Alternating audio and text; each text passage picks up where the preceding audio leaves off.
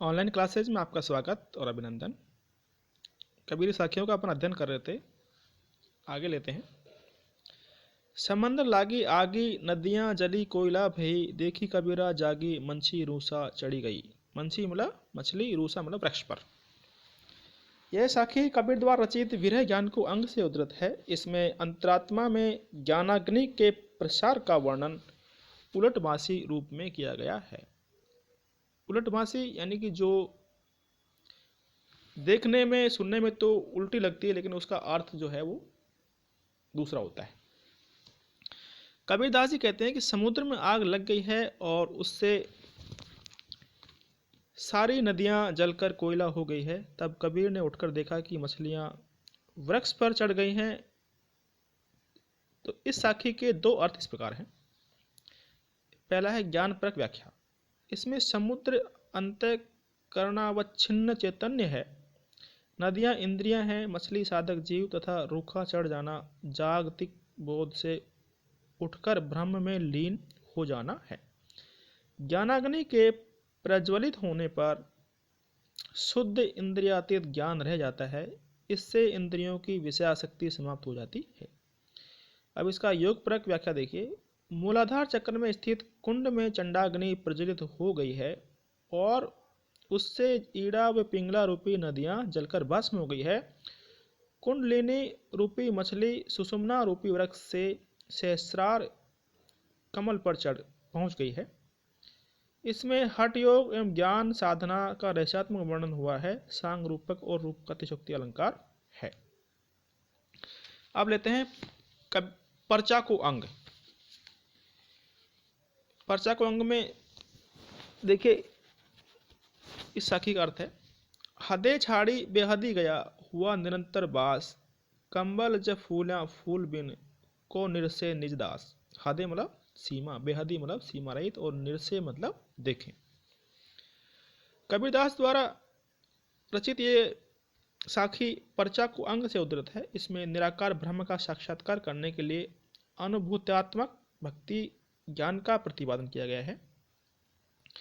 कबीरदास कहते हैं कि परिच्छिन्न और ससीम को छोड़कर भक्त अपरिच्छिन्न तथा असीम ब्रह्म का साक्षात्कार करने पर शाश्वत तत्व में स्थित हो गया है। उस समय उसका हृत कमल बिना फूल के ही खिल गया है। उस दशा में उसकी प्रफुल्लता एवं सुगंध की अनुभूति अनुपम है। उस स्थिति का साक्षात्कार कौन कर सकता है? इसका उत्तर है जिसके हृदय में भगवान का वास है, अर्थात जो भक्त है। निराकार ब्रह्म का साक्षात्कार निर्मल अंतःकरण से ही किया जा सकता है। प्रश्नोत्तर शैली और विभावना अलंकार है। आगे देखते हैं। शायर नाही सीप बिन स्वाति बूंद भी नाही, कबीर मोती नीपजे सुन्नी शिखर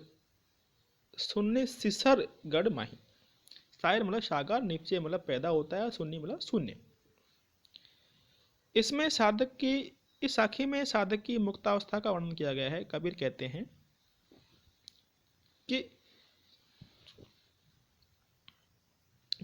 हैं कि उस शून्य शिखर पर अर्थात सुषुम्ना के अंतिम भाग पर विकसित सहस्रार कमल के ऊपर मुक्ति रूपी मोती पैदा होता है। वहां पर न सागर है, न सीप है, न स्वाति बूंद ही है। इन उपादानों के बिना भी शून्य शिखर पर मुक्ति रूपी मोती पैदा होता है। अर्थात इसमें विशेषता देखिए, ज्ञान योग से प्राप्य जीवन मुक्तावस्था का वर्णन हुआ है। ज्ञान योग, काया योग और प्रेम योग आदि सभी का प्राप्तव्य एक मुक्तावस्था ही है। सभी योगों से निराकार ब्रह्म का परिचय मिल जाता है। विभावना, विरोधाभास तथा व्यतिरेक अलंकार प्रयुक्त हुआ है। आगे लेते हैं। घट माहे ओघट लिहा, ओघट माहे घाट, कही कबीर परचा भया गुरु दिखाई बाट। घट मतलब हृदय और ओघट मतलब अगम्य तत्व। प्रस्तुत साखी कबीरदास द्वारा रचित पर्चा को अंग से उद्धृत है। इसमें परम तत्व के साक्षात्कार का वर्णन किया गया है। कबीरदास कहते हैं कि गुरु द्वारा बताए गए ज्ञान मार्ग पर चलने से मुझे अपने हृदय में ही उस अगम्य परम तत्व का साक्षात्कार हो गया है। अब हृदय में उसी तत्व ने अपना स्थान बना लिया है। अब मन अगम्य तत्व में ही निरंतर रमा रहता है। इस साखी में विशेष बात यह है कि परम तत्व को अगम्य परंतु आत्मानुभूति से साक्षात्कार योग्य और सुखदायक बताया गया है। यमक और विरोधाभास अलंकार का प्रयोग हुआ है। आगे लेते हैं। पानी ही ते हिम भया हिम वे गया बिलाए, जो कुछ था सोई भया अब कछु कहा न जाए। प्रस्तुत साखी कबीरदास द्वारा रचित पर्चा को अंग से उद्धृत है। इसमें माया एवं विशुद्ध चैतन्य का रूपक उपस्थित किया गया है। कबीर कहते हैं कि पानी सघन होकर बर्फ बन जाता है और वही बर्फ पिघलकर पानी हो जाता है। जो कुछ पहले था फिर वही हो गया। इस परिवर्तन के संबंध में कुछ नहीं कहा जा सकता, क्योंकि इस परिवर्तन से कुछ नया पैदा नहीं हुआ।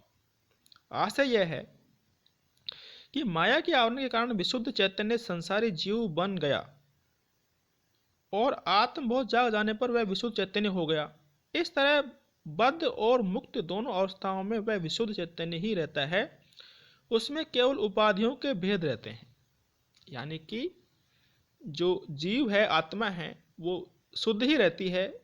केवल माया के आवरण के कारण वो अशुद्ध हो जाती है, और जब माया का आवरण है वो हट जाता है तो वो वापस उसी रूप में हो जाती है।